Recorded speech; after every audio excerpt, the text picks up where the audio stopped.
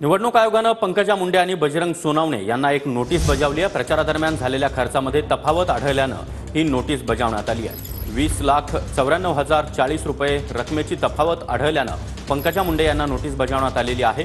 अभिलेख सादर करून तपासणी करण्याचे आदेश पंकजा मुंडे यांना देण्यात आले आहेत। आणि या संदर्भात अधिक माहिती देण्यासाठी आमचे प्रतिनिधी महेंद्र मुधोळकर सध्या आपल्या सोबत आहेत। महेंद्र, बीडच्या दोन्ही उमेदवारांना आता निवडणूक आयोगानं नोटीस पाठवली आहे।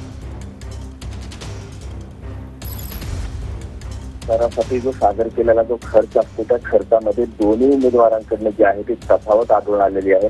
त्यामुळे जिल्हा निवडणूक निर्णय जे अधिकारी आहेत दीपा मुधोळ यांनी एक नोटीस जारी केलेली आहे, ज्यामध्ये पंकजा मुंडे यांच्याकडे 20,94,040 रुपये एवढ्या रकमेची तफावत आढळून आलेली आहे। त्यामुळे त्यांनी अभिलेख तपासणी करावी आणि अशा सूचना देखील दिलेल्या आहेत। दुसरीकडे जर बघितलं तर महाविकास आघाडीचे उमेदवार बजरंग सोनवणे आहेत, त्यांना देखील 9,59,331 रकमेची जी तफावत आहे ती आढळून आलेली आहे। त्यामुळे दोन्ही जे उमेदवार आहेत त्यांना जिल्हा निवडणूक निर्णय अधिकारी त्यांनी नोटीस जारी केलेली आहे। नोटीस जारी करून लवकरात लवकर ही जी तफावत आहे ते लवकरात लवकर सादर करावं असं सध्या तरी सांगण्यात आलेलं आहे। त्यामुळे या दोन्ही उमेदवारांकडून आता या नोटीसला कशा प्रकारे उत्तर दिलं जातं हे पाहणं महत्त्वाचं आहे। धन्यवाद या सविस्तर